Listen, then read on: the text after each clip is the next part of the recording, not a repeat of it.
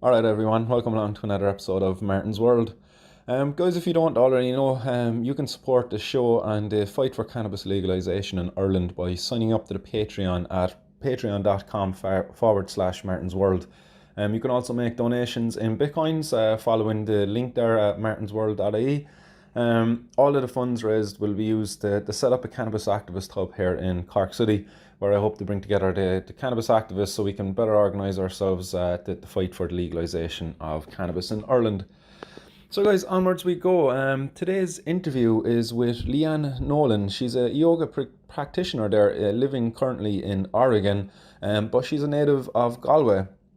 So Leanne joins me today on the podcast. She shares her journey going from Galway to Dubai and to Oregon, ending up in Oregon after quite a journey. And she shares then as well what it's like to live in a state where cannabis is legal. So guys, I hope you enjoyed the interview. I enjoyed talking with Leanne, and thanks again, Leanne, for giving me your time. So without further ado, guys, I give you Leanne Nolan. Leanne, welcome along. Thanks very much for giving me your time this evening. Or it's probably afternoon time, actually, early morning for yourself. It is 10:20 a.m. here. There you go. So good morning. Thank you for having me.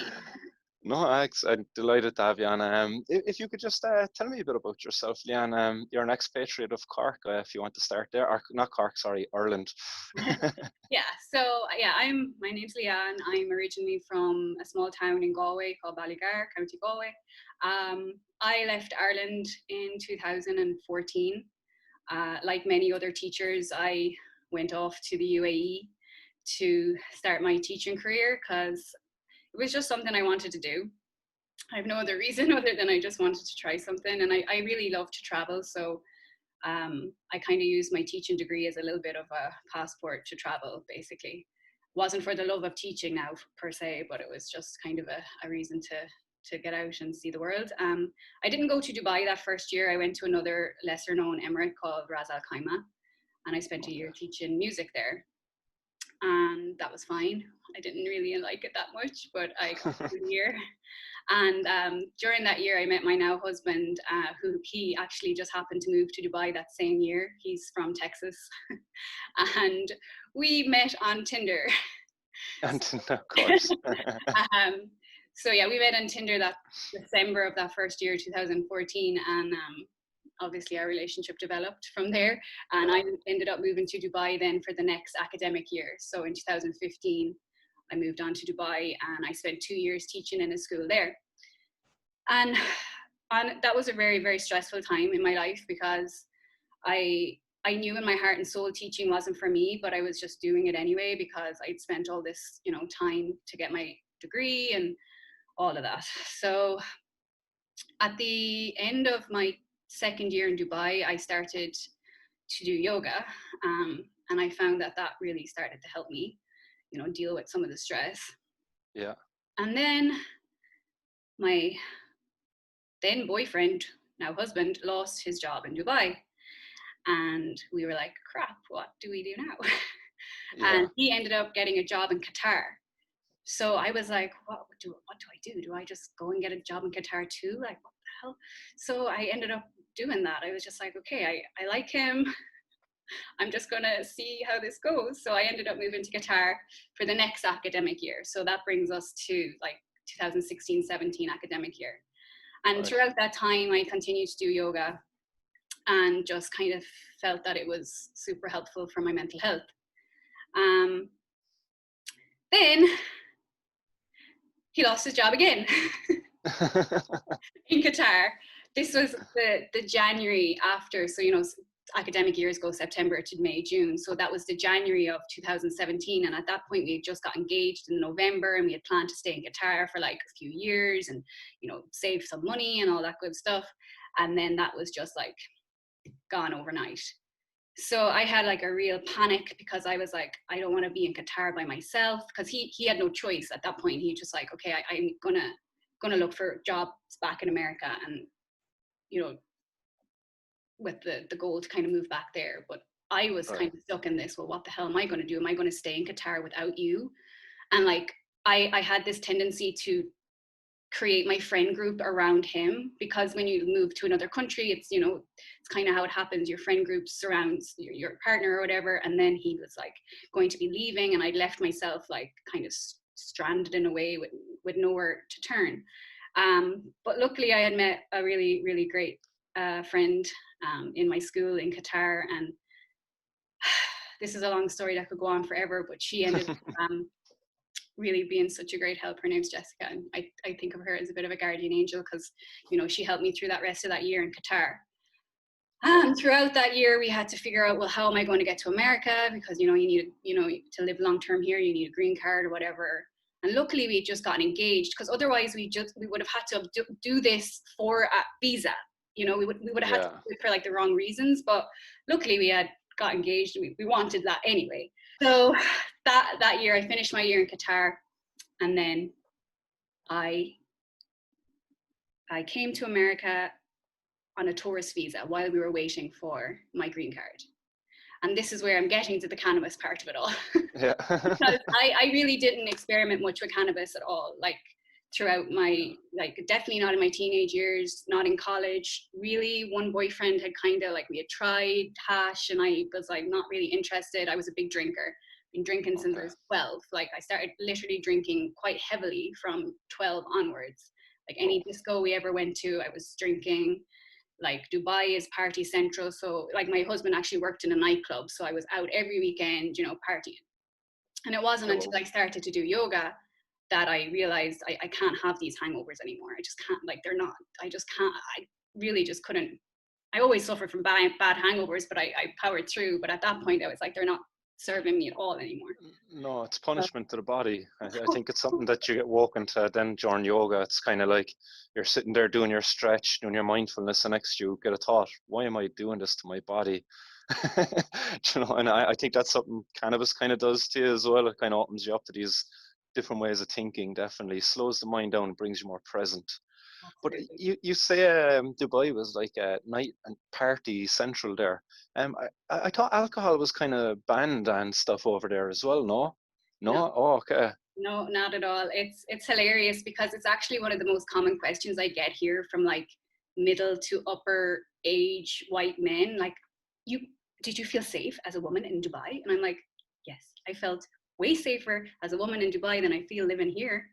You know, and that's the truth of it, because I think people have these preconceived notions of the Middle East as it's some like well, like now I'm not talking, I'm specifically talking about my own experience, but I felt so safe in the Middle East, and drink is definitely widely available.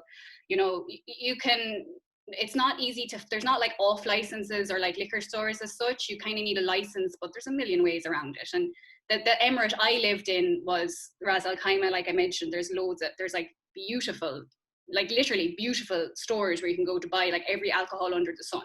And I didn't need a license at all. But in Dubai, I think you need a license. I don't know the technicalities, and it could have changed since I've left. But certainly big party city. Yeah. That's what it's known for, really, I think. Whereas Qatar was much more reserved, a little bit more local. You know, it wasn't definitely easy to get up, but not as party as Dubai. And while you were there, did you encounter cannabis or any other drugs in Dubai? You can certainly, if you want. It's obviously more dangerous. It's very, very punishable. So I was like, more dangerous in terms of the law, you mean? Yeah, and I just I mean, even back then, because I still had a lot of conditioned thinking around it, I was just like, it's dangerous. But my husband is a big cannabis fan, and he has been for a long time. So, so how did he find that change in Dubai, having to change that aspect? He was fine, you know, like well, because he worked in a nightclub, obviously you kind of adapt to your surroundings, I guess, and probably I didn't know him before that, but but he didn't take the risk over there. Not that you can recall. Well, I mean, I don't know. I don't know how much I want to like say about that, because, no, that's fine. I just know myself that with the laws over there, as much as a rebel as I am at times, like that's one place I would not be breaking the law. It's definitely available. I'll just put it that way. Yeah. Okay. Like that, I wouldn't be risking it. Yeah. Yeah. And so to go from there to now living in a state where they only just recently decriminalized all drugs, like that's a pivotal move. It's Complete 180. it's amazing. I'm here in Oregon now, and I was actually, like, me and my husband have had just so many moves in our like relationship. We've only known each other 6 years, but we've basically moved country, if not definitely house every year, if not more than one. Yeah, So it's been a lot of movement. And we originally landed in Seattle. That's where his first job was, out of Qatar, which is also legal there. So that's right. when I first arrived, um, when I first arrived to the first legal state, and I want to just mention my first experience with edibles, because it was when I first went to Texas to visit his family in 2015. Like, we had just, we weren't even a year together at that point, and I went to Texas to meet his family, and first time ever to have an edible, and God love him, he gave me like the tiniest amount, like the corner of a bar, a little chocolate square. And I, as skeptical as I am, because I think I'm quite known to be a skeptical person, I was like, that will do nothing for me. But he was like, no, that's all you're getting. And at the time, I didn't know, obviously, that it amplifies your anxiety, it amplifies what you're already feeling. So I was convinced that he had a whole plan up, that he was going to kill me, and his parents were going to kill me. And the woman who gave Oh him the God. chocolate, who's our good friend, obviously was in on it too, and they all just wanted to kill me.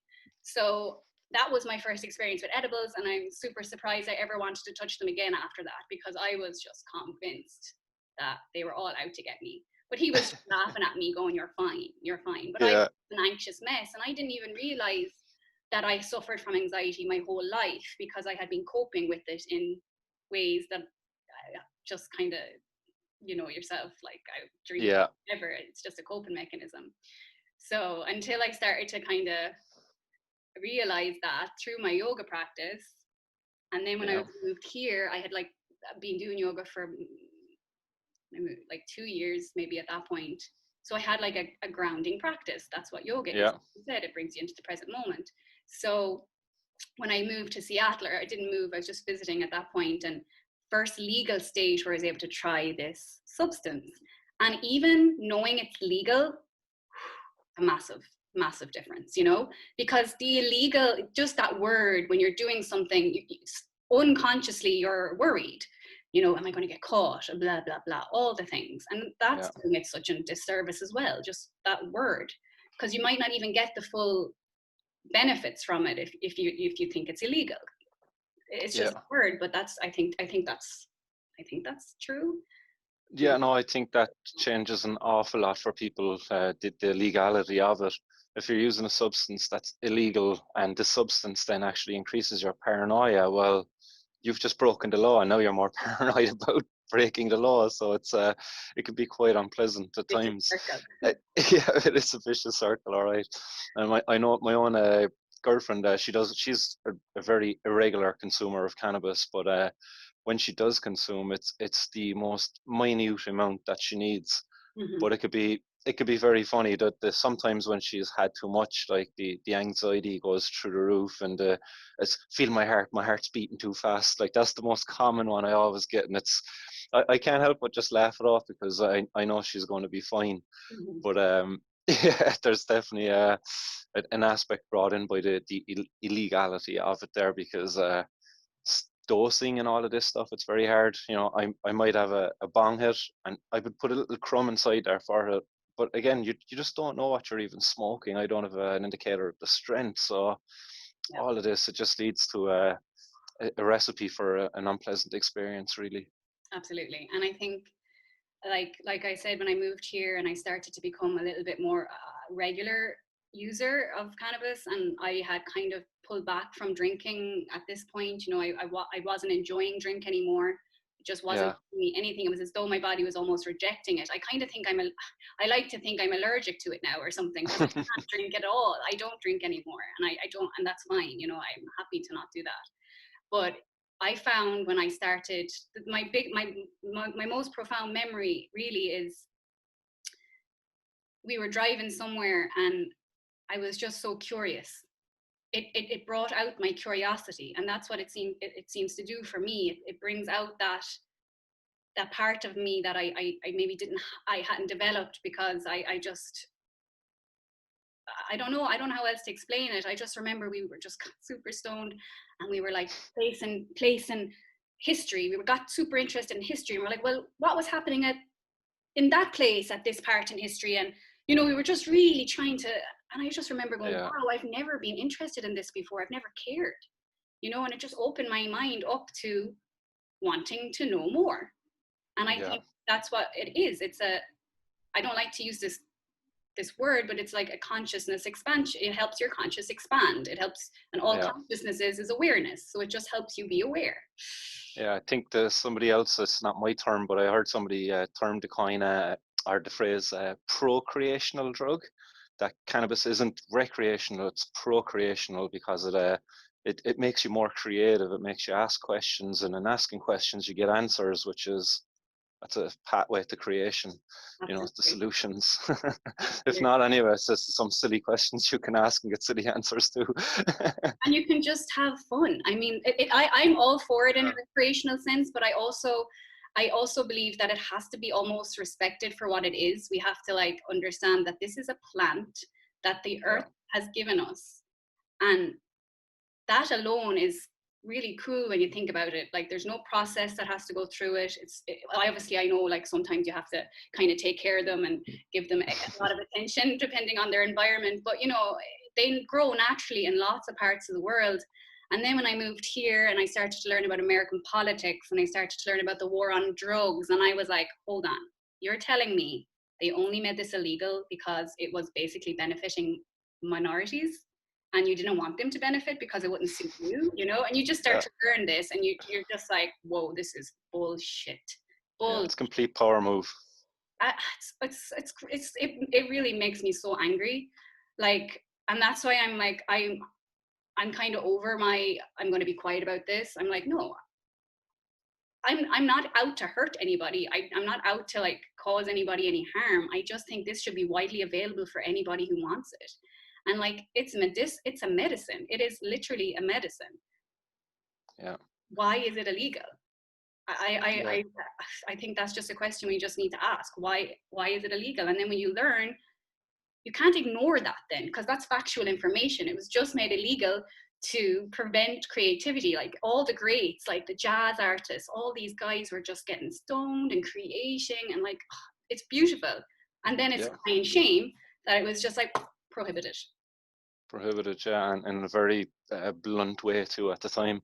Mm-hmm. And it was very sneaky as well, actually, how they done it with the coining of the term marijuana, and tricking people into believing that what they were making illegal was just this thing that these the immigrants, the Mexicans, the blacks at the time, and it's not the cannabis medicines that your doctor were prescribing.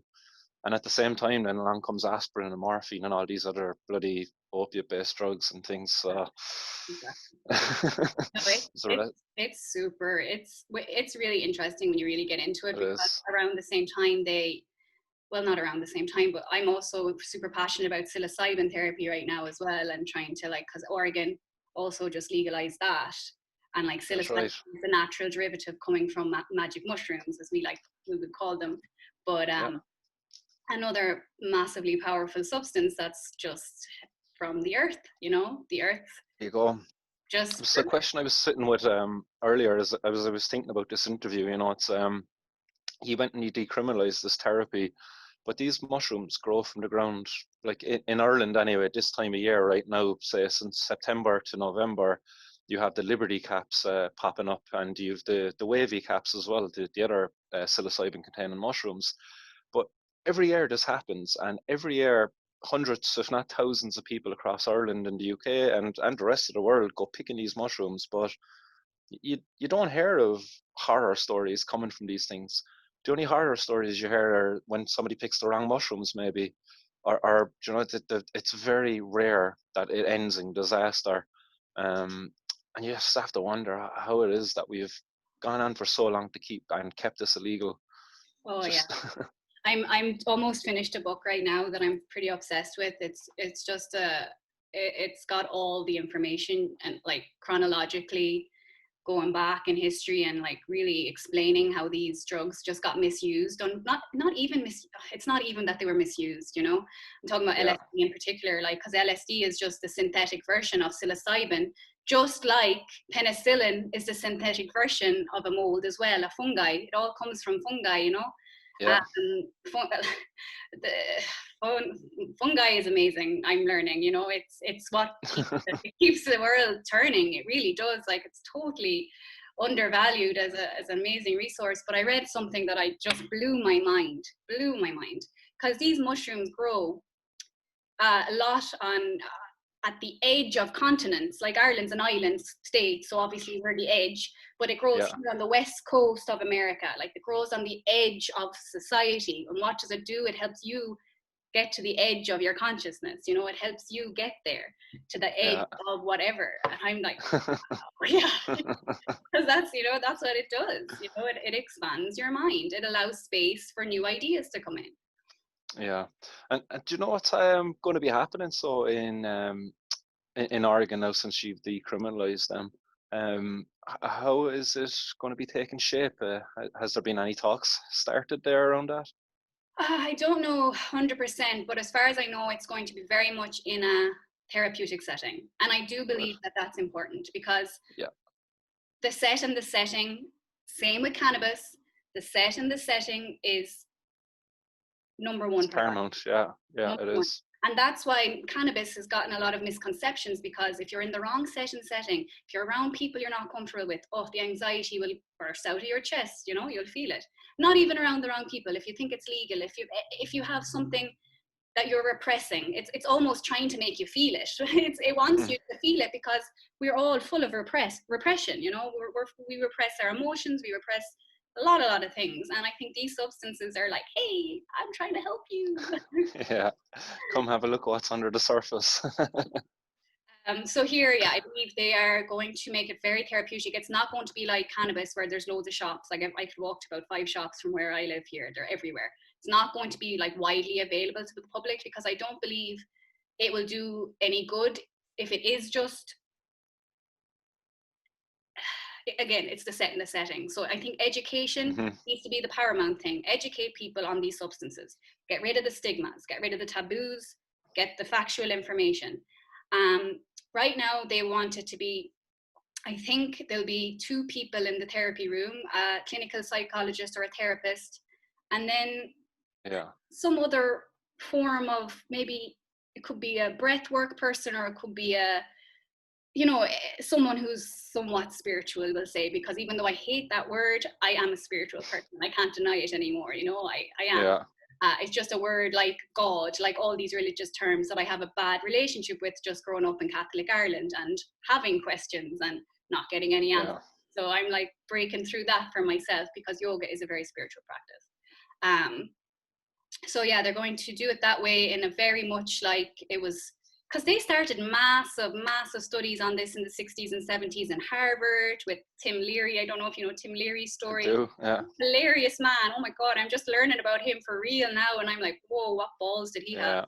Even though he caused a lot of trouble, because he was the one who kind of brought it up and then also brought it back down. But they're going to do it like that, and it's going to be blindfold, playlist. And then the most important part is how to integrate it back then, how to integrate it into your life. You have this experience.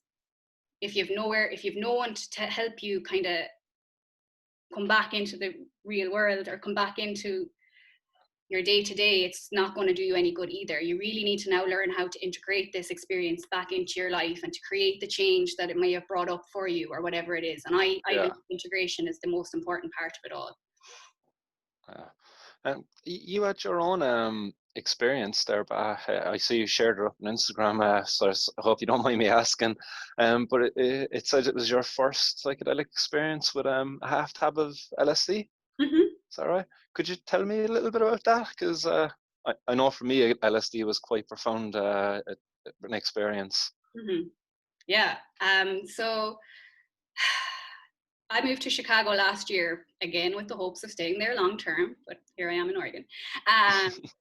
And I had really been getting into my yoga studies, like not just practicing, but also delving into the philosophy and the Yoga Sutras and the Bhagavad Gita and all these ancient spiritual texts. And I like reading as much as I could get my hands on. And then I found my way from one of my yoga teachers to Ram Dass. And I'm not sure if you know Ram Dass, but Ram Dass was Timothy Leary's colleague in Harvard. He was back then known as Richard Albert, and he was a big fan of the LSD and experimented a lot. I mean, I can't even imagine how many trips these guys had, but he got fired from Harvard, making a long story short, and he brought this a little bottle of LSD to India because he knew there was he knew from his own experience there was something mystical or something not explainable about this substance. So what he did is he brought it to India, to this guru, and like there are legitimate yogis in India who just can meditate, you know, and they're already transcending their thinking mind, you know, they're already there. Yeah. So he was like, well, he gave it to the guru and was like, what is this? What is this substance? And he was basically said, I don't know his exact words, but I think he was like, it's like an avatar for humans to experience Christ consciousness or something like that. And I know that's very wordy and woo-woo, but like it makes sense because it just allows you to really get out of your thinking mind and to experience something that you've never experienced before. And it's undeniable. Like it's hard to explain in words, but it's just an undeniable feeling, I think, that something different is happening. So my experience was, I'd read Ram Dass, I was super curious, but like, I've just never had an opportunity to, it's never been presented to me before.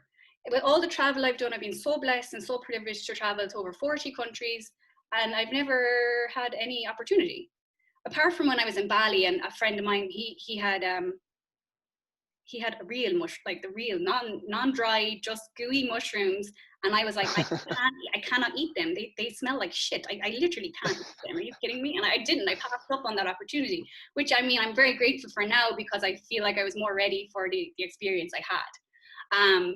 But yes, we had one tab of LSD, and like I told you, I'm quite a cynical person, so I went into this going, that's not going to be enough. But anyway, I'll try. And I said, I know the setting is important, and I know it's a good idea to make an intention. So as I mentioned in the post, I had built up so much guilt because I missed my granny's funeral because of my green card interview that was the same day, and I couldn't go home for Christmas last year, and it was my first time to miss Christmas at home, and I was just sad and upset and guilty. And I had gone home in January and met everyone, and it was nice, but I still felt like I couldn't shake this guilt. And I said, and it's Catholic guilt, I know that, but I said, okay, help me through this guilt, whoever this intention goes to, you know. And while you're at it, like, help me figure out this yoga stuff. I'm loving all the stuff I'm reading, but like, it's all just words. I'm not like, I get what you're saying, but it's not a felt experience yet. So took the LSD, an hour passed, nothing happened.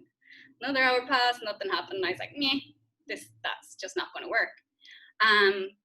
But then, you know, the feeling starts to take all sorts of colors and forms, and I'm like, what the hell? And I started to see these colors like I've never seen in real life before, like turquoise and purple, and it's just gorgeous. And then it really started to kick in, and I actually had to record myself because I thought I was going crazy. Because I didn't know much about the substance, I really thought I was kind of going just a bit mad because I really understood. I was like, whoa, like this was me on the trip. I was like, okay, I get it. I was like, they all say, all these great teachers, you have to be present in the moment. Like I'm a big fan of Eckhart Tolle and Ram Dass and all these guys. They all say the present moment is all there is. But when I was in that experience, I was like, they weren't lying. The present moment is all there is. There's no past. There's no future. It's all just a thought. All that matters is this moment. And like, I got really into that. And I was like, hold on.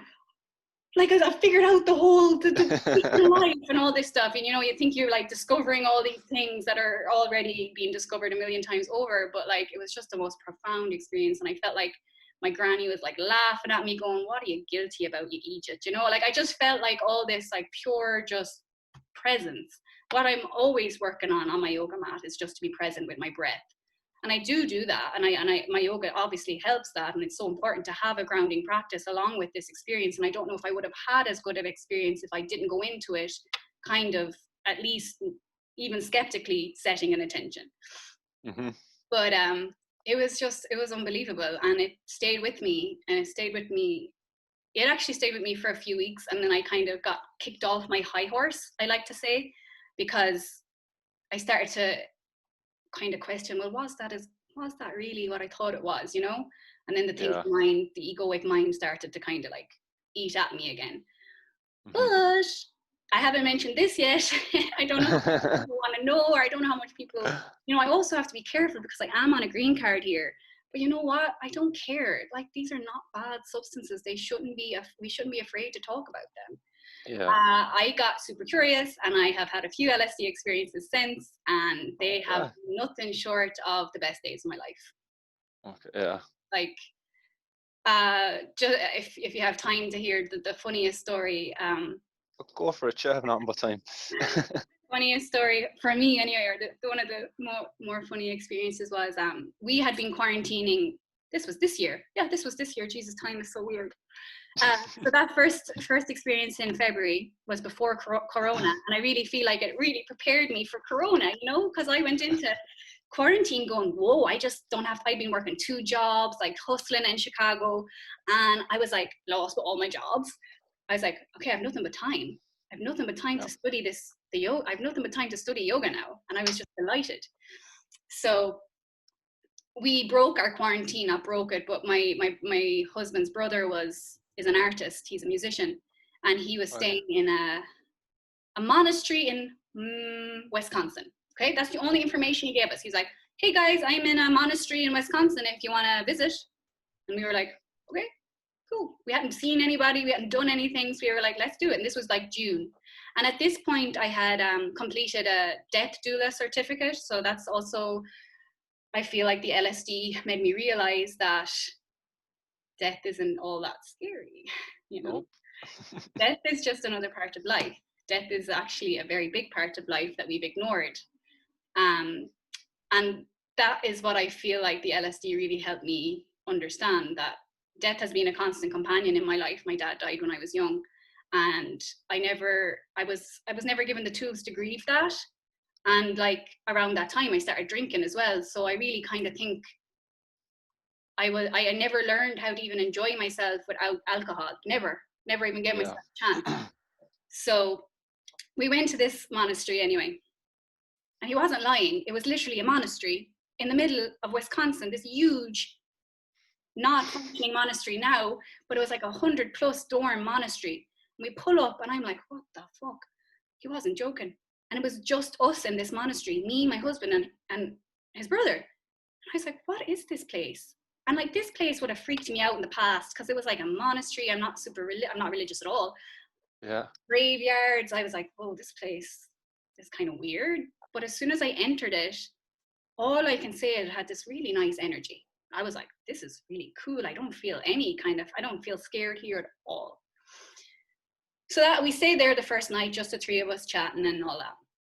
And then the next day I was like, I think I really want to trip here. So I had brought some LSD, and they didn't want to do it with me, but I really wanted to just try it. Just in this beautiful, this beautiful energy that I felt in this place. I was like, this would be a great place to do this. So I took the tab. I know this sounds, to me, I would say if someone told me this story, you're talking shite. But anyway, I took the tab, and it was lovely. And, you know, obviously the thinking mind comes out again, and I'm like, oh, all about the now. I get thrown into the present moment, and I'm like, how can we make this accessible to everybody, not just the substance, but this idea of the present moment? And I'm here like, can we create an equation for the now and all this stuff? And then I go to the bathroom, and like I'd heard, don't look in the mirror when you're tripping. But I was like, I want to look in the mirror. So I look, and I go up to the mirror, and I see my whole face dissolve, and I see my skeleton in front of me, and I'm like, cool, I'm just going to keep watching. And then in front of me, my granny appears and she smiles at me. And then she kind of goes, and this thing I'm seeing in the mirror turns into my best friend. And she smiles at me. And then my mother comes.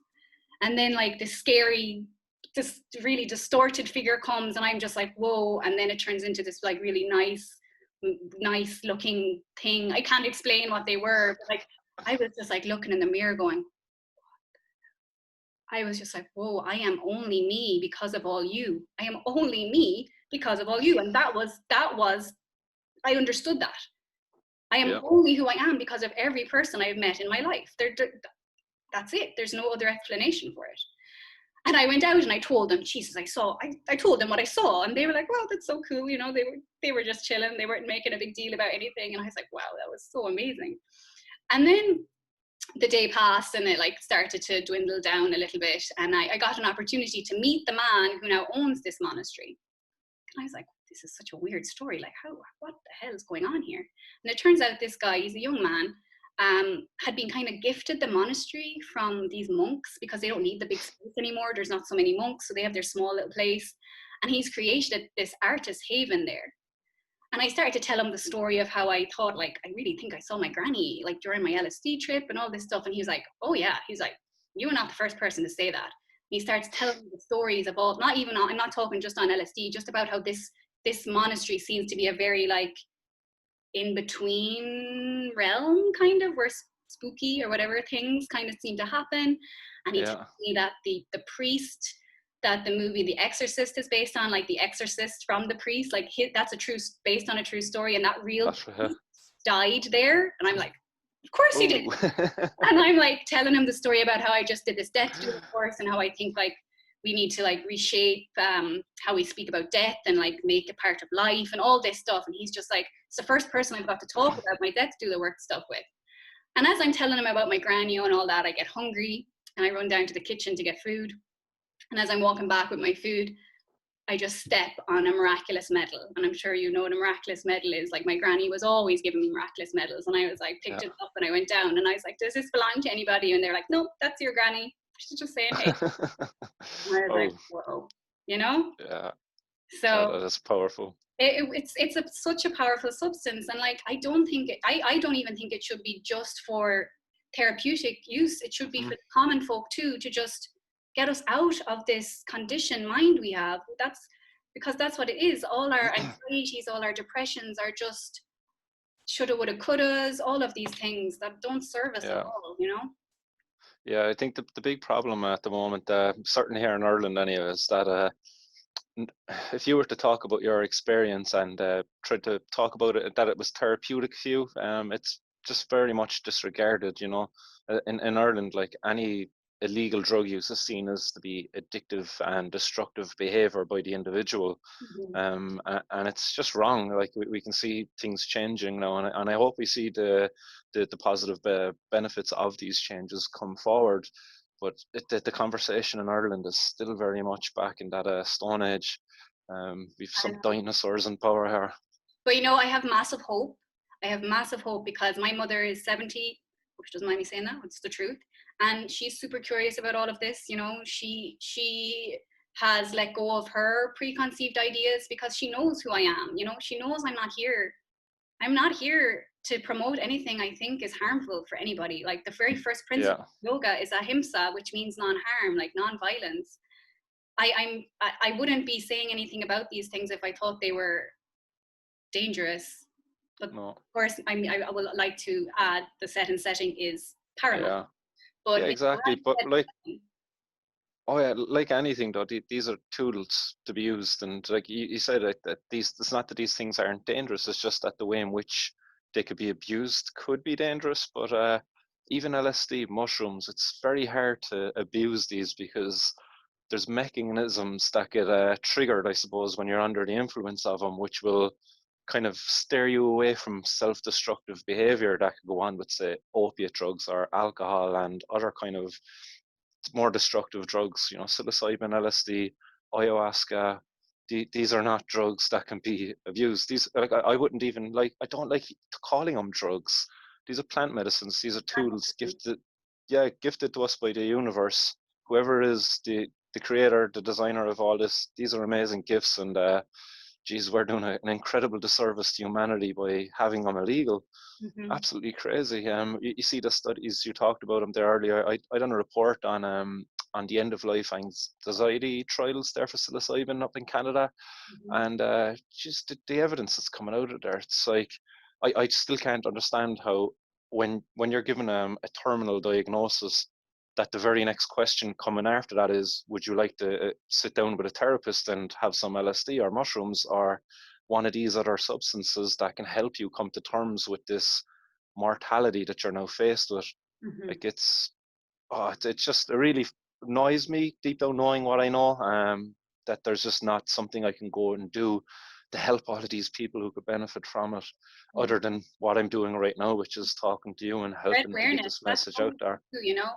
And like, I am also super frustrated that because I really am passionate about changing the conversation around death, because I think a lot of our fears come from a fear of death, or a death denial, almost as if we're going to live forever and all these things we want to do, we get them done eventually, you know, eventually. Yeah. I have this done, I'll do it.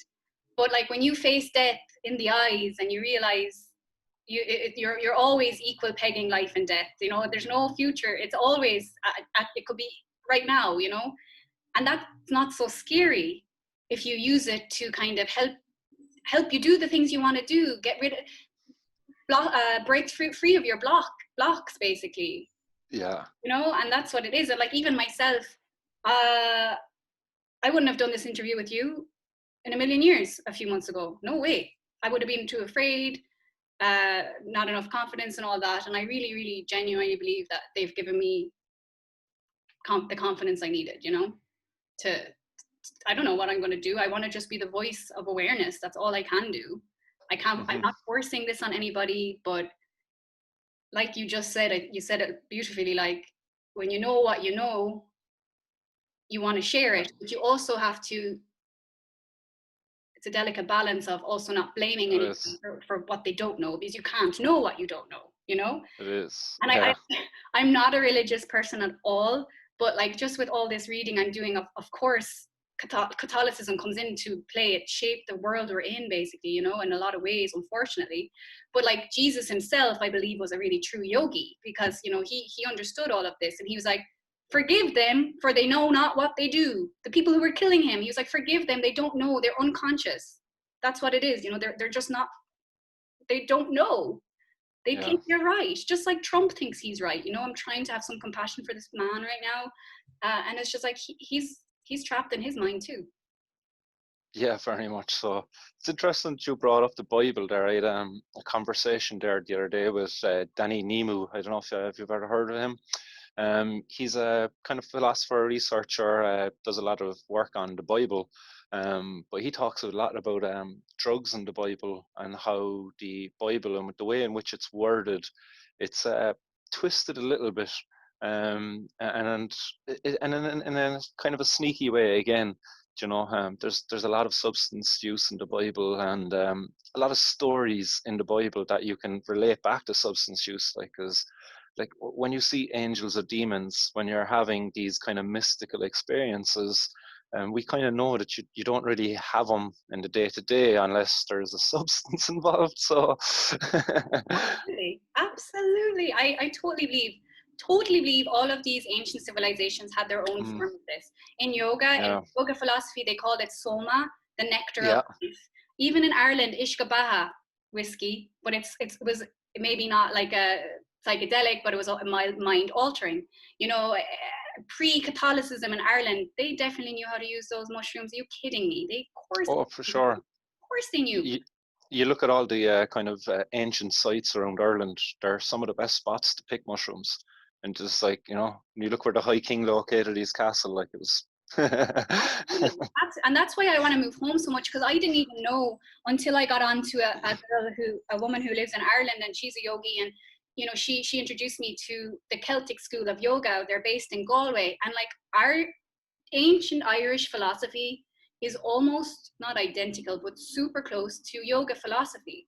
Oh, They even like Mother they have, Lucia. oh, do you hear me? I know.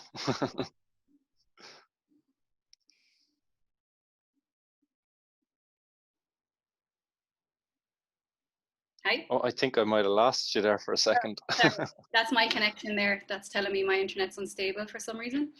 Am I back? Oh yeah. Yeah, you're coming back there now. Yeah, Where did I get a cut bit off? jittery.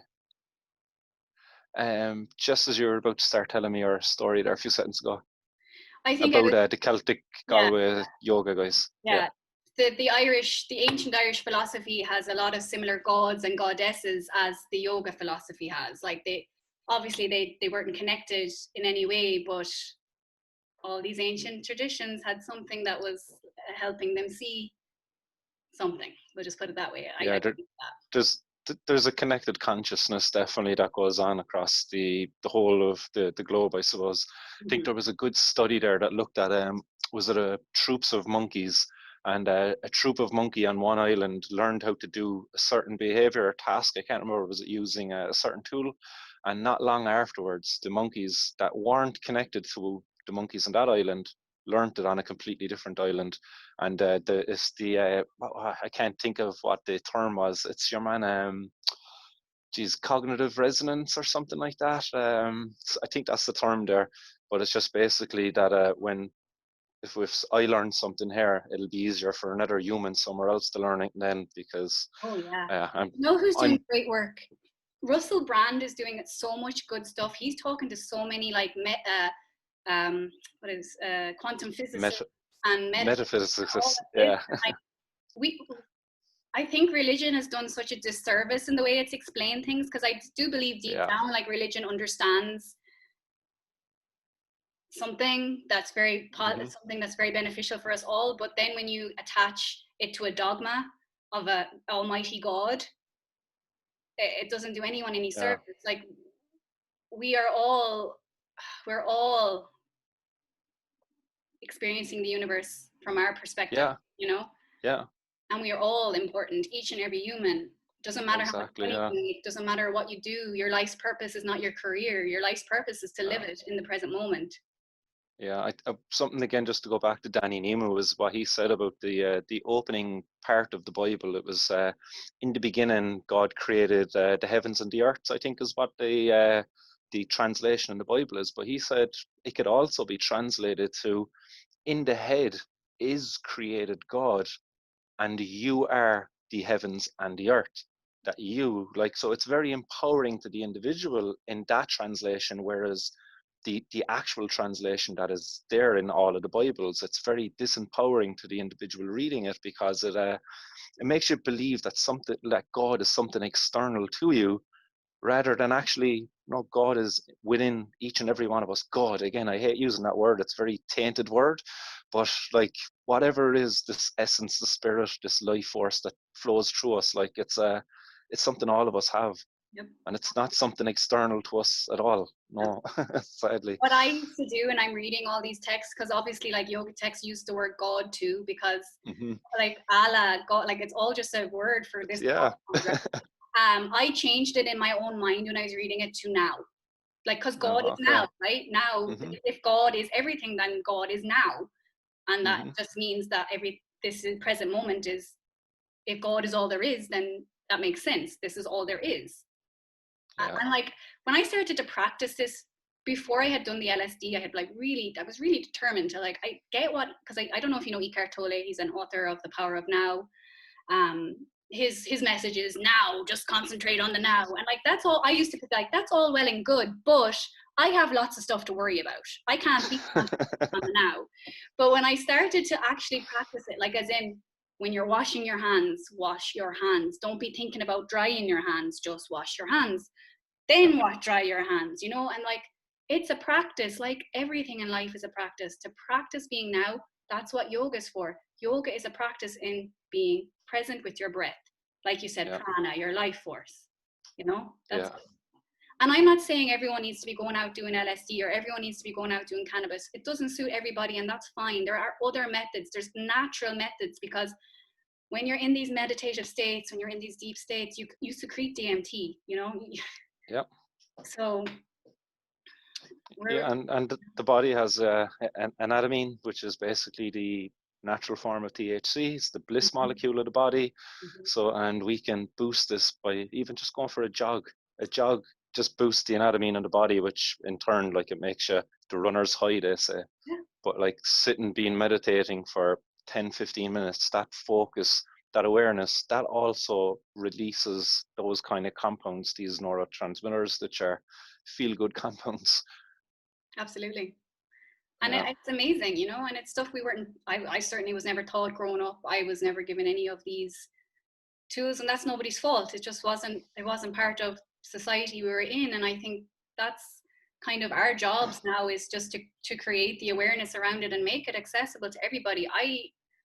I'm not having kids. I don't want kids. So I'm like, I want people to just be happy. I know people are so warranted with the year 2020, but people are depressed. People are deeply unhappy and feeling like they've lost everything. And a lot of people have lost everything, you know? It's a really hard place to get out of if you're not giving any help. If you're not and like, we are all so connected. And I think that's what the LSD does. It makes you realize just we're all connected. Like, it's just a web. We're all connected by the web. And Mm-hmm. Yeah, there's a lot of them out there. There's one that I'd really want to try, actually. It's the Wachuma, the San Pedro Cactus. wow. I'd love to do a ceremony with that, because it's supposed to be one of the real the real plant medicines to make it, and just completely in love with the earth and everything to do with it. It's supposed to be just a real heart opener. So that's something I'm really excited to do. I haven't tried it yet. I think I could count my LSD experiences on one hand. I think I've had 3 LSD experiences, and I've had maybe 4 DMT experiences. And that's something I wanted to bring in, because my very first psychedelic experience was DMT. Okay. And before that, I used to suffer an awful lot with anxiety of death.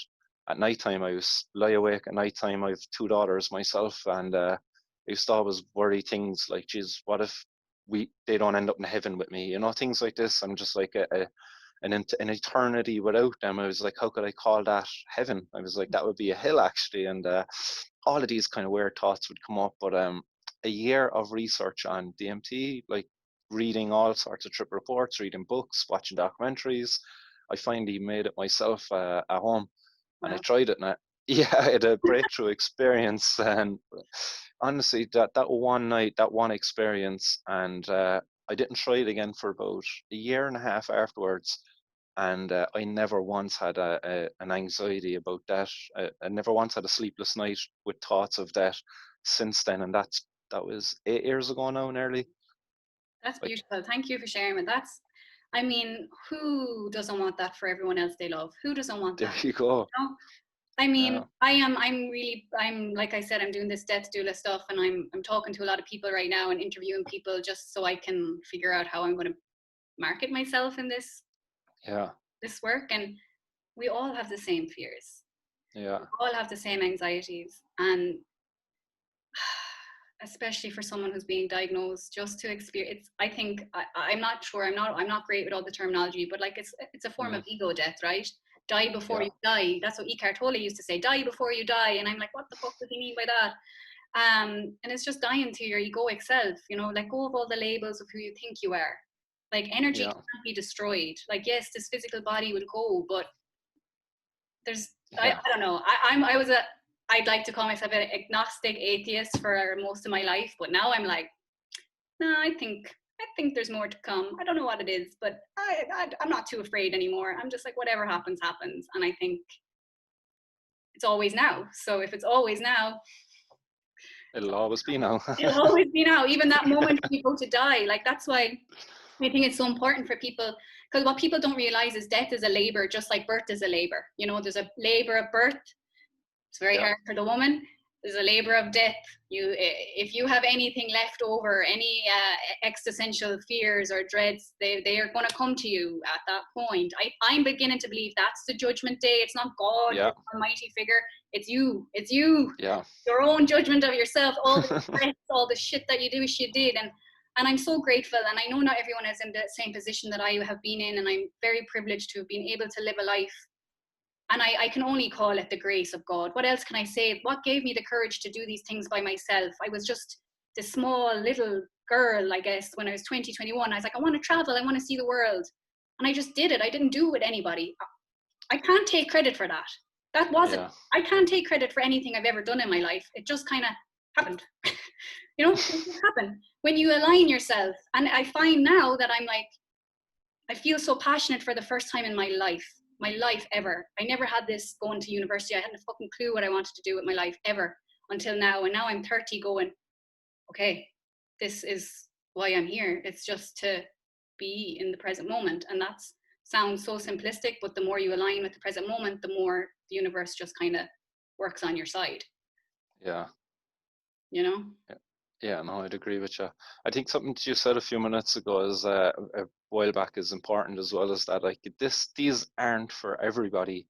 But when you have the experience, it's very hard not to want everybody to have the experience. It's like, but again, to talk about Danny Nemo, it was something we talked about. It's like I think the best way in which you can relay this message to people is just go out there, be the best you that you can be.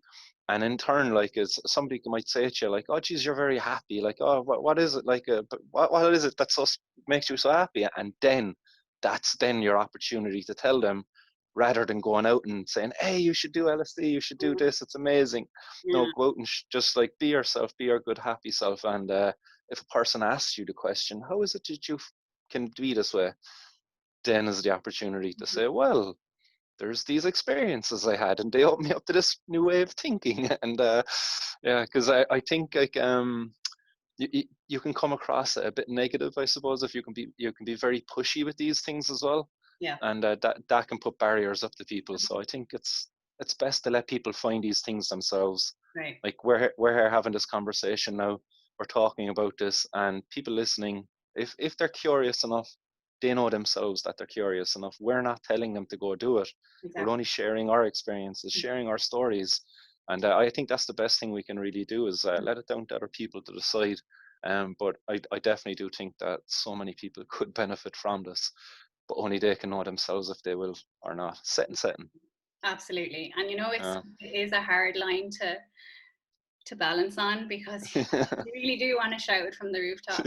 you do. I really questioned, should I share this or should I not? But you know what? I think we're obviously seeing a massive collective energy change right now, even here in America, since the election. Like, you can feel it. Like the tension in the air was undescribable here for a few weeks. You know, it was just so heavy. And I'm not even American, you know, but I live here, and I'm definitely an immigrant here. And I've seen America through the lens of an immigrant in a way, you know, and I'm in the position here now where I don't have insurance.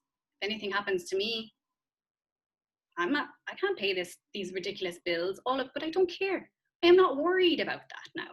You know, whereas that when I first moved to America, I was like, how am I going to survive here? Learning how the system works, I was like, Ireland's just so different to this. And I know Ireland has its flaws, but Ireland looks after its people. Even though I think it might be hard for Irish people to understand that, but compared to here, I think Ireland's a nice little place. You know, like, you're not coming out with $500,000 hospital bill if you're in there for a few days. You know, yeah, it might be expensive and it might be hard to pay, but it's not like bankruptcy. Yeah, are indebted with student debt for their 40, 30 years. Yeah. Like that, I was moving here I was hearing all my peers, people my own age, swallowed in debt, and I was like, why is this normal? Like, I was like, why is this so normal? So I think we're seeing the beginnings of hopefully a new way of living, and a new way, like I don't take a long time for America to get away from capitalism, but hopefully that other places can see that America is a great country, but it's not. Don't follow it for word, you know, like, figure stuff out yourself. And I think Ireland would just be the perfect country to legalize cannabis, legalize these plant medicines. Like you said, I'm not saying go ahead and I know such a crying shame that they've all been classified as type A drugs here. Like, they're so different. So like, it's hard for people to distinguish between them, but like, legalize these plant medicines. Ireland is known, everyone who meets me and hears my accent, Ireland is loved throughout the world. We're known as the country for the 1,000 welcomes. We're the saints and the scholars. Like, let us go talk about make America great again. Let Ireland go back to its roots and allow people to feel happy and get away from the alcohol dependency. Like, we glorify alcohol, and I'm not saying everyone shouldn't drink, but like, we make it a joke. We make the fear a joke, and it's like, it's not a joke. People are killing themselves. People are depressed. Stop this putting it on a pedestal. And like, I feel like a hypocrite saying that, because I was the baddest influence on all my friends, you know, growing up.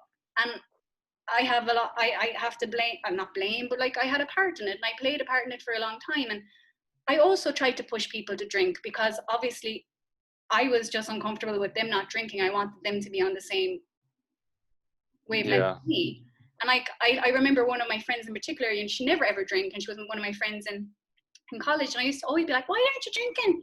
Like, putting so much pressure on her. And I'm like, oh, that was so mean of me, you know?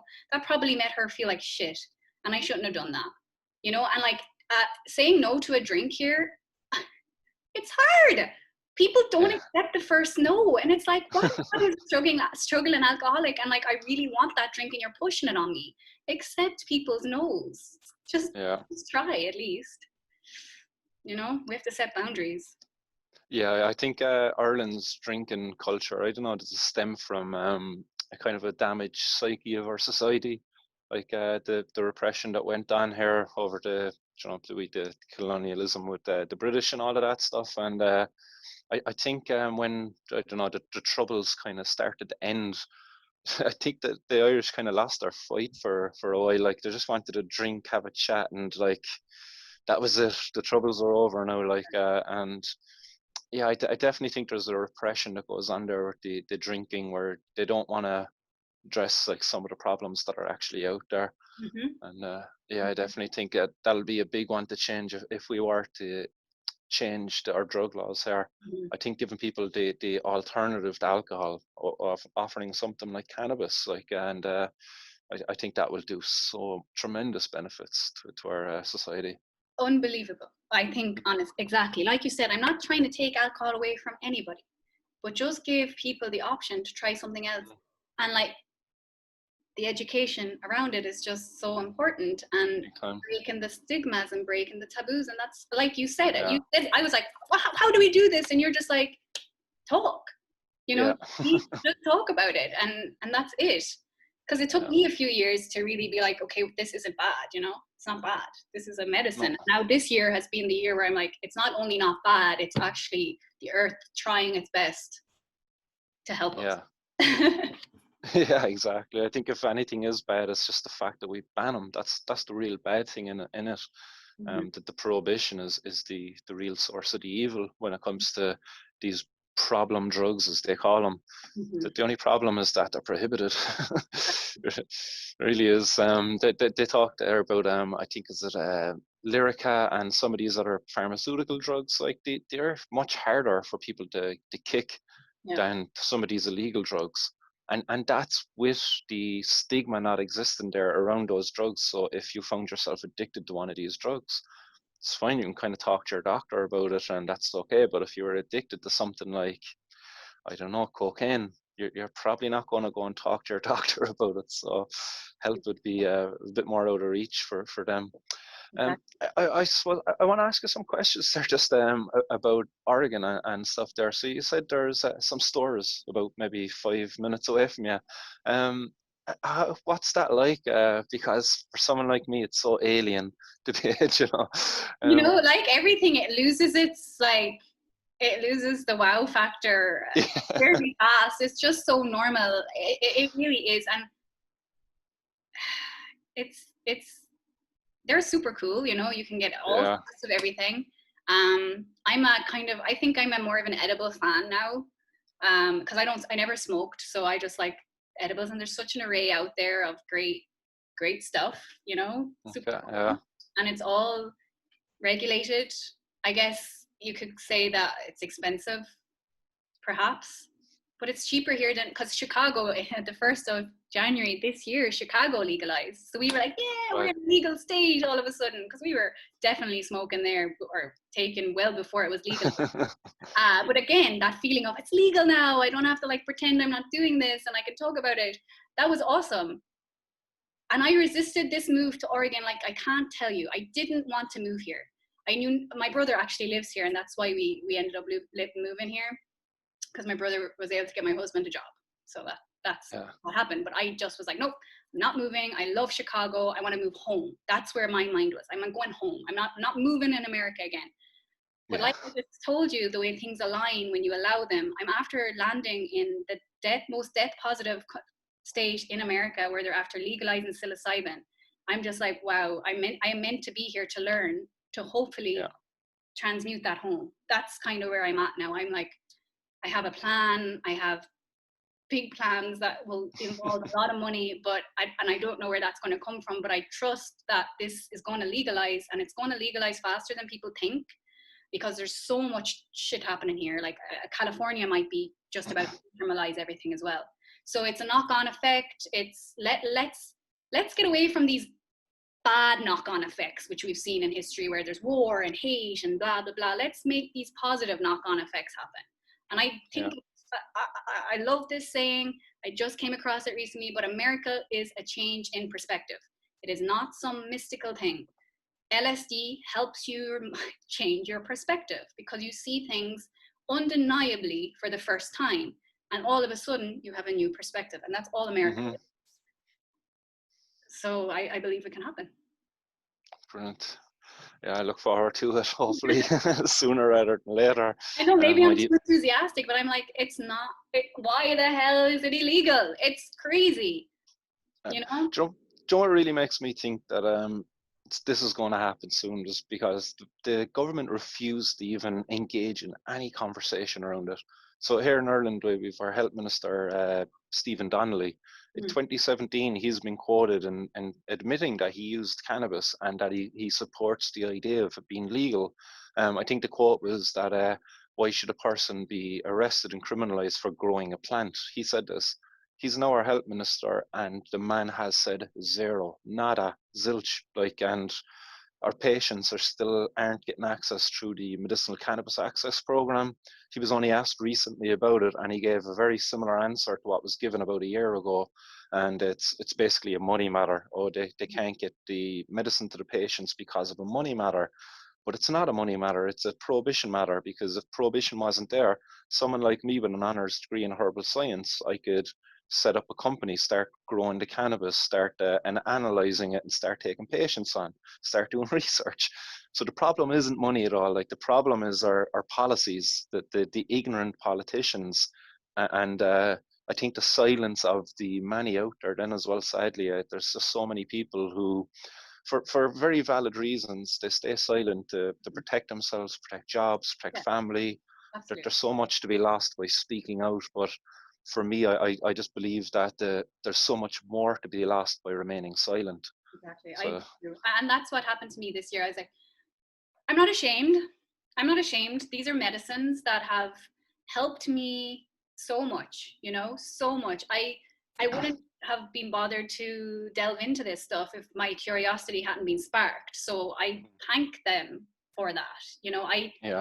I genuinely believe that they've played a massive part in where I am now. And I also could just keep quiet, especially about the psilocybin, and especially because that's really new, and that might be the first time people are ever hearing about this. And I'm like, no, I'm going to just speak about it, because, like I said, I'm just this kind of normal person who just, I'm not out to harm anybody. And I think it's like starting with the small town, like the small town in Ireland. My mother is so super open. She knows all of this. I wouldn't talk to you if she'd be my worst critic. She's not my worst critic, but she'd be the only one I'd be worried about any of this stuff. And she knows. So I'm like, well, who else am I afraid to tell? Yeah. And she's super proud of me. She's like, yeah, you do it. She doesn't know really like the ins and outs of it, but she's like, yeah, just keep going with whatever you feel like making you feel this. And it is. That's all the validation you needed then, really. It really You're number one supporter. It really was. So I believe we're going to see massive change in the next few years. Obviously, evolution takes time, and we can see that the chaos of the last 4 years, especially in America, has really catapulted this change, because evolution happens through change. You know, if we stay in our comfort zones, we're not going to change. It always takes some big life shitty thing that you think is the worst thing in the world. Like for me, all these moves that I'm like, no, I don't want to move, and you resist and you resist and you resist. But then as soon as you accept, like, it's always fine. Yeah.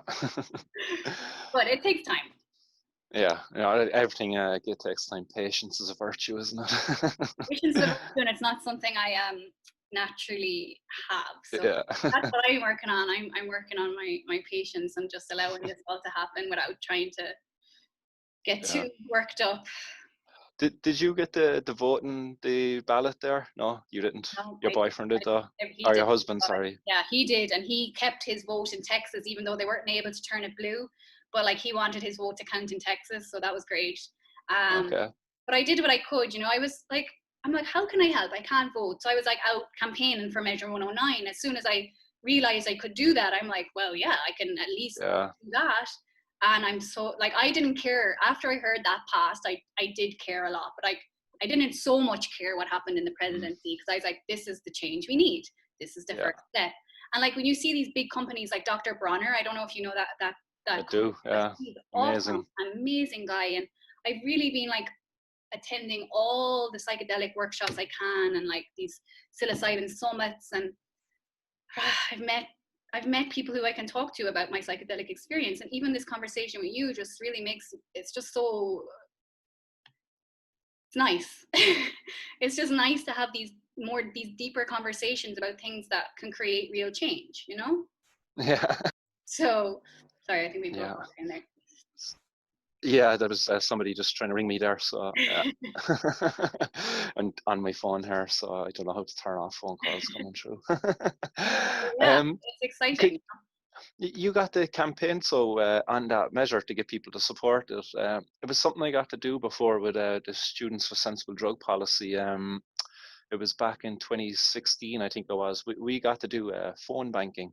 I done that from CIT actually. It was really cool. We sat in a room in CIT, had a computer, and we were able to like just go into this program that the SSDP set up, and we could ring voters in that area to vote on the initiative. Like, and it was really cool. It's something we don't get to do here. We have to go bloody door to door in Ireland when we're out looking for votes. But what was the No, messaging like? it was door to door for me too. Oh, was it door to door? Yeah, Okay. yeah. But Yeah. I was just like, fuck it.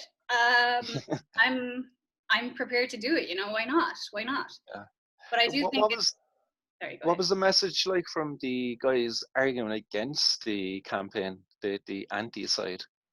Oregon is such a progressive state. I don't think they were all that worried it wasn't going to pass, Yeah. to be honest. Okay.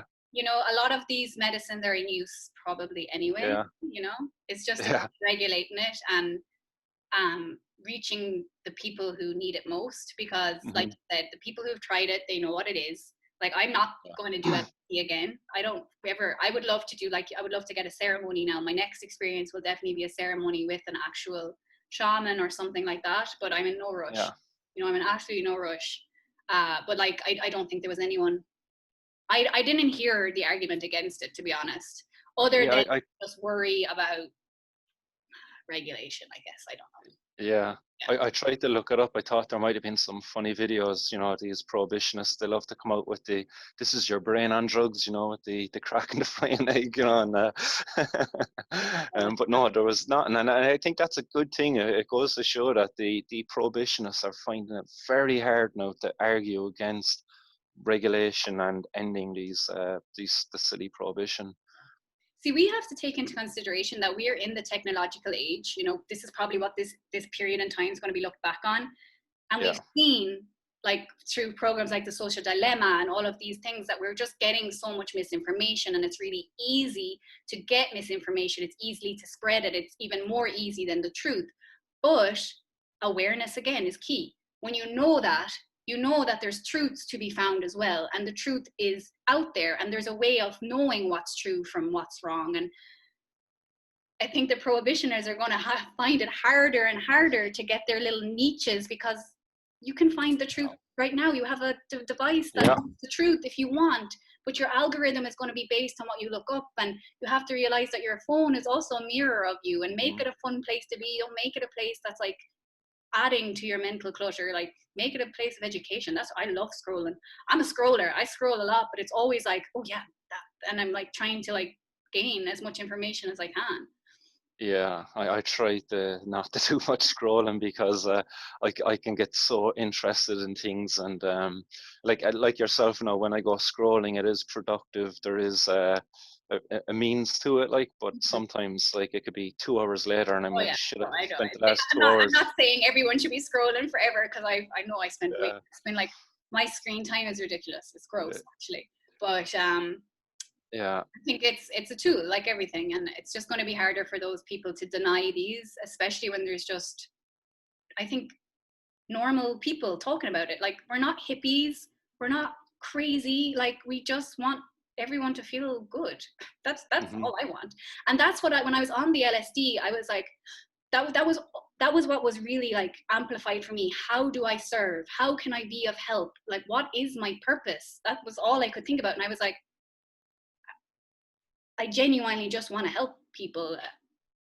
And I don't have any like degree in psychology, or I don't have any degree in like law or anything that like is easy to see how you can help someone, I can say. But you know, I don't have a service in that way, but I'm like, I can find my own, or build my own path to that, whatever that will be. Yeah, exactly. You don't really need a piece of paper to kind of just say you're qualified for something. I think that the fact that you want to help, that says you're qualified to me anyway. So yeah, I'm so excited. I really think I want to stay in the US for 1 more year to get my citizenship, so that I'm free then to move back and forth. And then I'm like, by that time, who knows how much this is going to progress in the next year, you know? Who knows? I just hope whatever political turmoil is still in the works here with Trump. I know he's up to stuff, but like, hopefully he just like leaves, we forget about him, and we move on with this new earth. That's what Eckhart Tolle's, one of his books, sounds so woo-woo. It's titled A New Earth, Awakening to Your Life's Purpose. And now that sounds like, to me, I was like, okay, I'll try. But it's just like, this new earth he's talking about is a collective consciousness expansion. Like, collectively, we're all, globalization is massive now. You know, we're all way more connected than we've ever been. And like, nobody is the enemy. Stop making China out to be the enemy. Stop even making the UK out to be the enemy. Like, no one causes harm unless they're hurting themselves, you know?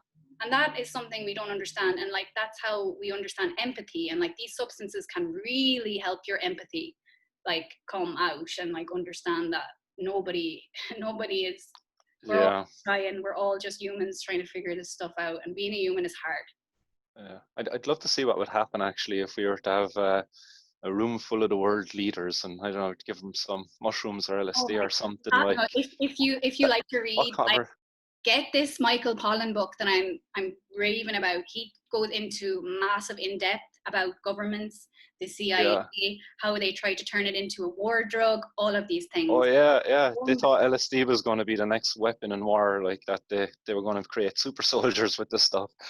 But like, there's a magazine, a psychedelic magazine called Double Blind, because they did the double blind experiments back in the day, which like egos, and they're like, if you gave this substance to someone like Trump right now, with no integration, you know, that's why the integration. So if you just gave it to him, he would come out thinking he is God Almighty, you know, and because he's a narcissist in the true sense of a narcissist, not just like we throw that word around as if it doesn't mean anything. It's an actual mental health issue to be a narcissist. You know, you have no empathy. You can't think about anybody but yourself. That's a terrible place to be, I would imagine. I think all politicians suffer with that. But anyhow. I know. It sucks. Like, I think, like, we look back in history and go like, wow. But we're just living history now too. You know, we are our future's ancestors. You know, we're the future people's ancestors. They're just going to look back at us and be like, how the fuck did they not figure this out? Like, we're looking back and be like, how the fuck did they not figure that out? You know, it's just continues until the lessons learned. Yeah. And that's it, you know. You were saying there that your husband supported Biden, and I kind of pick up that you would have supported his campaign over Trump, obviously. Like I suppose it's the lesser of two evils. But during the campaign, Biden kind of alluded to the fact that he was going to federally decriminalize cannabis himself and Kamala.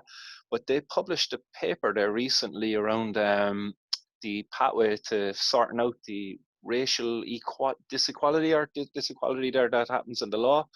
But in that, they made no mention at all to the federal decriminalisation of cannabis as being a way in which to help with this racial inequality that happens in the application of the law. Do you think that he's going to stay true to that promise, or do you think he might show you? I believe there's a vote in Congress soon. I don't know if it's going to pass. I mean, who knows? But it's still I think it's still wishful thinking to think it's going to be overnight federally legal. I think it's going to be, you're going to see it more state by state. And then, because right now most of the states are, so, if at least medically, at least medically legal. So once it just becomes an overpower of the states, I think then it'll become federally. But they've got a massive task on their hands because there's so many people incarcerated just for possession. And they're mostly Black minorities, or just Black people in general, or whoever, that it was just another way to continue on slavery. Like, that's it. Because the prison systems here are for profit. They are for slavery purposes, basically. So they have to figure out, how are you going to release these people and then integrate them back to society? Like, stop throwing people in jail. Like, even a really, really bad criminal shouldn't just be thrown in jail. They should be helped to heal. We need to heal society, not just throw them away to rot. No, they're going to come out and do worse if you do that. Help people, treat them, integrate it back, and then make them the pioneers.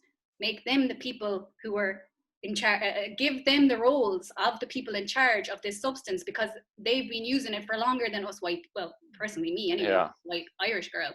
Like, I don't deserve any credit. It's them, they knew the power behind it, and it helped them, because the history of America is disgusting, and it's built on slavery and injustice. And I think that needs to be fixed too. That's a big job. And I don't think Biden is going to be the only man who's going to do it. It's going to take a collective thing, but I hope he does. I have hope that he's going to stick to as many of the promises as he made as he can. Well, I'll be watching closely anyway. I hope I see some positive things, because like if cannabis was to be decriminalized federally, I think that really opens up the gateway to the other states kind of coming forward and legalizing cannabis then, not just medicinally, but just right across the board for adults.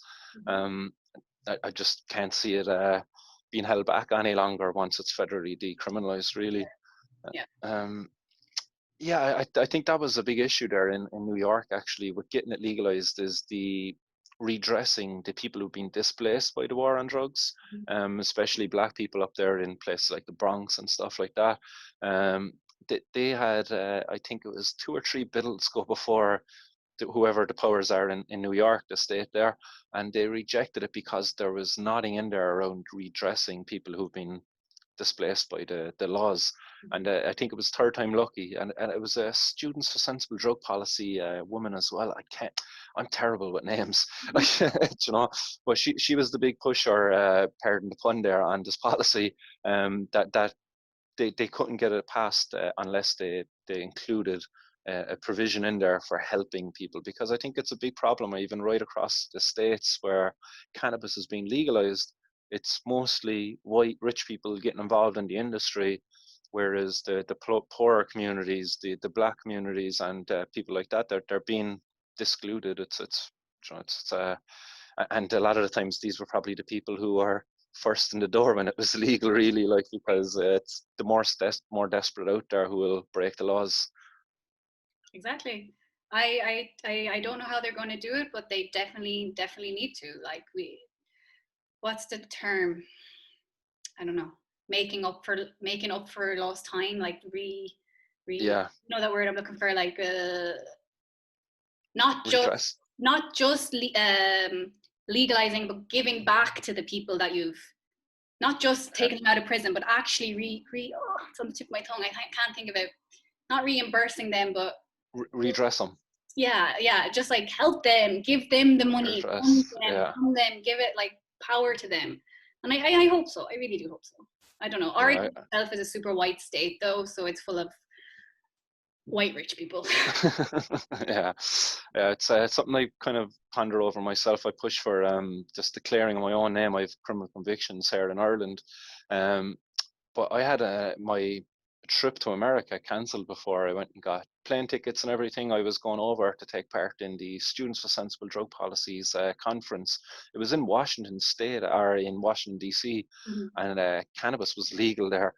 And I wasn't able to fly there because I have a criminal conviction for cannabis. It was so annoying. Like, can you not see it? Come on, people. Yeah. Ignorance is not bliss. Ignorance isn't an excuse anymore. It's just not. You can't put your head in your hand anymore. But what I missed out on that trip was I basically missed out on an international conference of students, like-minded people who are like passionate about drug policy. But also over that weekend, I would have got to sit in the UN. I would have got to attend the UN as a representative of the Students for Sensible Drug Policy, and sat there, not just representing the group, but representing my country to Ireland at the United Nations, at a General Assembly on a special sitting on narcotics. And I completely had been robbed of those opportunities. And it's something like I always wonder, you know, it's like I can clear my name for like I cannot be a criminal again. That's all well and good. Like how much money could they give me? Like what can they actually do to repay that opportunity that I was robbed of? Like I can't think of anything. I like there is nothing. Like the only thing they can really do is say sorry, and that's kind of it. And if they'd done that, that would probably be enough for me, really, if I could just get a sorry. No, but you know what? That's it's such a valid point you made. And like, imagine you're here and you've been thrown in jail for 20 years for possession. Yeah. And then you're just out in society that you can't survive here on minimum wage. You're below the poverty line if you make minimum wage. You can't. I'm still trying to figure out how people just have families and survive here. I don't understand. Like, I think debt is just so normalized. It's just, that's how you do it. I don't have the answers there. But like you said, like, how do you make amends? Yeah, you just can't. There's so much harm after being done. Like, and I'm only using my own example, but imagine if you're a parent of a sick child, and you're watching as, like, sadly there is parents out there who's have had kids pass away of conditions that questionably could have been alleviated by having access to cannabis, and those kids could still be here. Like, how can you repay that? Like, and I think this is some of the problem there with getting these politicians and these other guys to admit, you know, that what they were doing all along was wrong. It's because of all of this that they have to face, like all of these skeletons that they're going to have in their closet now, and when they realize what they were doing all along was wrong. Yeah, so it's big barriers to overcome. It is, but you know what? I think you even said it. The power's in the people. You know, it's not the politicians. Nope. Unfortunately, there is governments, and that's just the reality we're in. But it is the people. It's people power. It's always been. Revolutions have always come from the people, you know, and that's what we call this. This is a revolution, like a mindset revolution. I love that term. Like, we just need to change our mindsets and open our minds to, even if you never want to touch this stuff, you don't have to. I ain't forcing you. I've learned my lesson. I won't force anything on you. And like I used to be the alcohol pusher, I will supply if you want. But I won't push, you know, it's up to you. Yeah. I think I've kind of stretched all the questions I want to ask it now.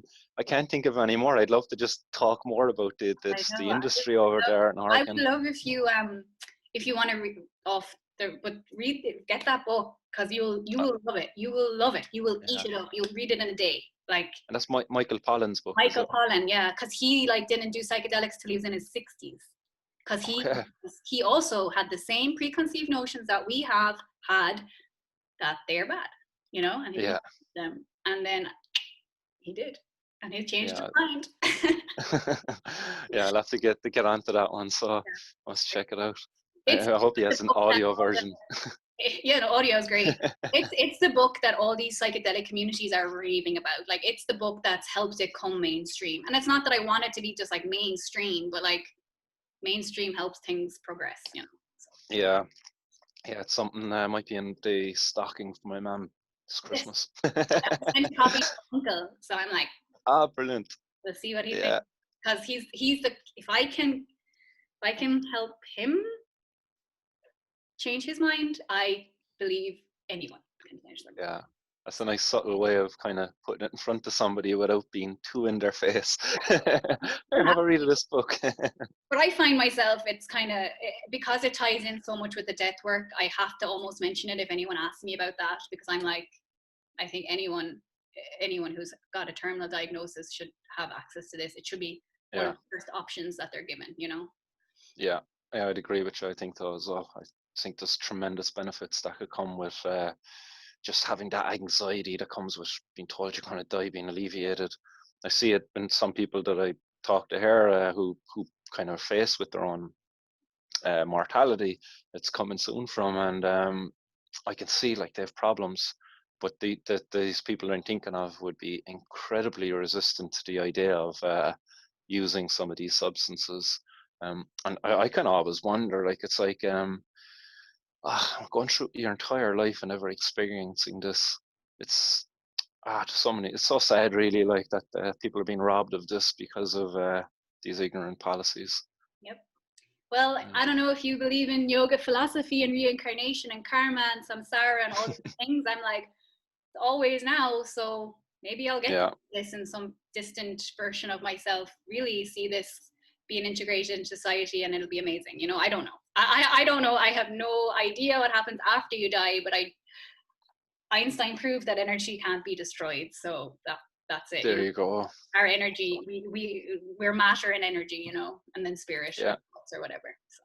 Yeah, matter can't be created or destroyed. It just changes form. And right. That's most likely what we'll probably do when we transition on into whatever is next. And you know what? It has helped. I'm quite, not in a morbid way, but in like, I can't wait to see what happens next. I'm like, same. I'm going to try as presently die as I can, whenever that time comes, if I can. It'll be another story when it really happens. But that's what I want for my mom and for everyone, just to die in peace. We want them to rest in peace. Let them die in peace too, Yeah, I definitely would like to die a ripe old age. but I'm excited for when that time will come eventually, because it's probably one of the most important times of every person's life, really. Like, it's something that we're all working up, building towards. What is it? To grow old is the art of loss. Like, to get old, you have to get good at the art of loss, because the older you get, the more people around you you're going to lose, and you're going to have, and then that's it. You just have to accept it. Death is, I think we're going to see a big shift in even the way we look at death. Yeah. Mm-hmm. I hope. Yeah, I think that's a nice way to end it here. So for our chat. Well, thank you so much. I love that. Thank you. Yeah, thank you. I absolutely enjoyed having the conversation, which I hope everybody else out there will enjoy it too.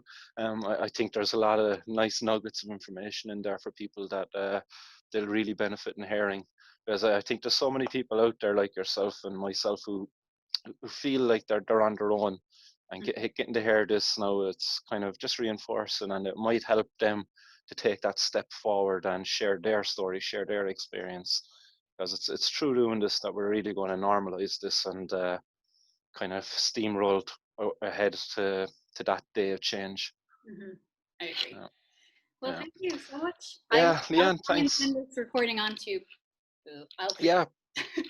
Perfect. No, but is there anything you want to add? Is there anywhere you want to send people? Any shout outs or call to actions? I mean, I just have an Instagram that I like to share some of my yoga on, and I don't know, I'm also trying to figure out that whole space. I don't want, I understand that yoga is not about the physical postures, and I don't really want people to think that that's all it is if they, come to my page. No. It's mostly it, but at the same time, it's why I'm where I'm at. So I would love for everyone to do yoga. I would love to see yoga become a part of the curriculum in schools and all of that, So That'd be awesome. It used to be something I used to do regularly enough before, and I'm actually gutted I don't do it regularly anymore.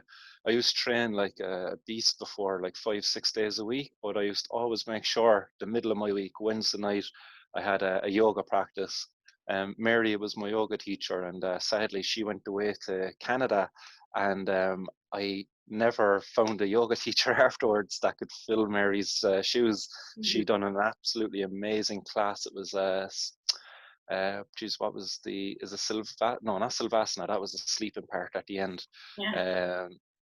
Geez, I can't think of the type of yoga anyway that we were doing, but it was just very nice, and it was so enjoyable. But I Yoga, really need. it's a very personal practice. There's so many forms, and there's none, like you said, when one resonates with you, it really does. And that's, and you learn that by experiencing it. And That's it. But when I used to do the practices before, I used to be just basic out, like pure stiff at the hips, like a Thai boxer. Like, so I had all these weird stiff parts of my body because I've just joints I was never moving and things like. And it used to be just a real eye opener to get in and experience that, especially somebody doing a lot of Thai boxing, and you're going in thinking, oh yeah, yoga, sure, this be easy. And geez, it was actually incredibly difficult. There's one move that you share, one transition you do, and it's like going from the seated position where you like lift yourself up and you put your whole body back into the downward facing dog. Like, tip my hat to you, absolutely amazing. Like that's some serious control of the body. Amazing. Well done. Well, that's Ashtanga yoga. I mean, I started not being able to touch my toes, and that's the honest truth. You know, I also was more strength building. I did CrossFit and pole fitness before I started yoga, so I had built up quite strength. So that's why I can do those jump backs quite easily. Not quite easily. I take that back. That took a lot of practice, but they come for me for some reason. But my flexibility, on the other hand, I'm very stiff also. Even though I know my pictures might not, but I my body is tight. But I also understand that the body keeps the score. You know, the body, you have to protect the body, and you let it open at its own time, and you don't force it. Exactly. It just came back to me, actually, the yoga we done, it was vinyasa yoga. Oh yeah, Vinyasa. Cool. Loved it. Yeah. I'm so happy to just start normalizing it, like you said. Thanks again, Leanne. And there you have it, everyone. I hope you enjoyed that interview. It was a real pleasure getting to sit and chat with Leanne and getting to hear her story of what it was like to leave Ireland and to try cannabis for the first time in America. So I really enjoyed that conversation. I hope you did too. And until next time, guys, this has been Martin Condon from Martin's World. Stay blazed, guys, and keep her lit. Peace.